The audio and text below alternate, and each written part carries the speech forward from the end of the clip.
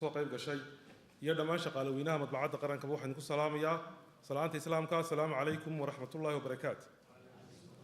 salaanka bacdi ugu horeyn waxaan u mahadnaqayaa allah subxaanahu wa tacaala iskugu keenay innagoo nabad qabna xafladan ama madashan bilan ee ay kula kala wareegayaan maarayihii hore iyo maarayaha cusub ee madbacadda qaranku xilkii intaa kadib runtii uma istaagin inaan halkan khudbad dheer ka jeediyo saddex kelmadood ayaan wax ka taaban doonaa.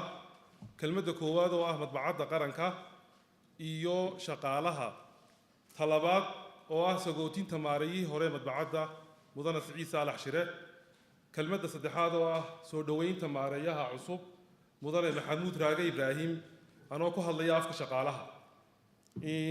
wakaaladda madbacadda qaranka waxaa la aasaasay 1997 laguna aasaasay wareegta madaxweyne oo tirsigeedu ahaa 0297 waxaana soo saaray marxuum maxamed xaaji ibraahim cigaal oo ahaa markaa madaxweynihii waddanka jamhuuriyadda somaliland.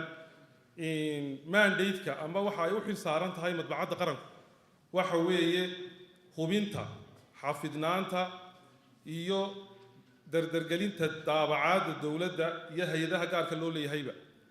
runtii waxaan odhan karaa madbacadda qaranku waa banka somalilan waxa uu lagu xifdiyaa oo mandate-kiisa ah inuu hayo lacagtii oo bisil, halka madbacadda qarankuna ay hayso lacagtii oo qaydhin oo documents ah. runtii waa hay-ad xasaasiya oo culays weyn qaranka u haysa uguna jirta halka qofka dhiigu ugu jiro ayay qaranka ugu jirtaa, iyadoo dalalka qaar ay baananka iyo madbacadda qaranku ay hal institution isku yihiin. tusaalena aan usoo qaadan karo Nigeria iyo Pakistan. runtii waxaa mahadle oo marka koowaad u mahadnaqayaa allah subxaanahu wa tacaala oo nagu asturay noona suurtageliyey inaanu xifdino dokumentiga xasaasiga ah ee aan qaranka jamhuuriyadda somaliland u hayno. waxaa iyaduna mar labaad aan u mahadnaqayaa oo aan marnaba la ilaabi karin shaqaalaweynaha madbacadda qaranka oo suurtageliyey in ay xifdiyaan ilaaliyaanna dokumentiga xasaasiga ah. waddanka daraf ilaa daraf cashuur baa laga ururiyaa iyo dakhli. waxa suurtageliyey oo runtii inay si smooth ah oo habsami u socoto suurtageliyey madbacadda qaranka iyo shaqaalaheeda oo aan wax ceebi runtii ka imanin. aadna waan ugu mahadnaqayaa shaqaalaha madbacadda qaranka. haddaan kusoo dhowaado tiradoodu waa 87 5 tembereeriya iyo 73 bermela. haddaan kusoo dhowaado hadalkayga waxaan halkan ka sagootinayaa maareeyihii hore madbacadda qaranka oo runtii ku suntan waxqabad aan la qarin karin oo aan leeyahay aad iyo aad ayaad ugu mahadsan tahay maareeye muddadii xilka aad haysay ee aad nala soo shaqaysay oo aad nagula soo shaqaysay weji furan, dabacsanaan, u dhibirsanaan oo ay ku dheehan tahay weji furnaan. waxaana ilaahay kaaga rajaynayaa bedel khayr qaba inuu kuugu bedelo.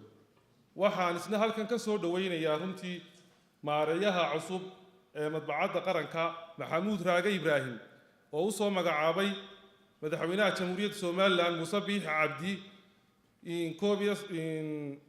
31 bishii 12/2018 xilka madbacadda qaranka.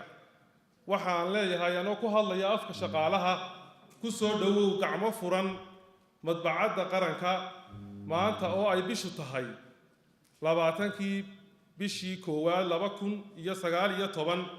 waxa xilkeedu ku fuulay 78 qoys oo shaqaalaha madbacadda ah iyo shaqada rootiinka ah ee ay madbacadda qaranku u xil saaran tahay una haysa qaranka jamhuuriyadda somaliland.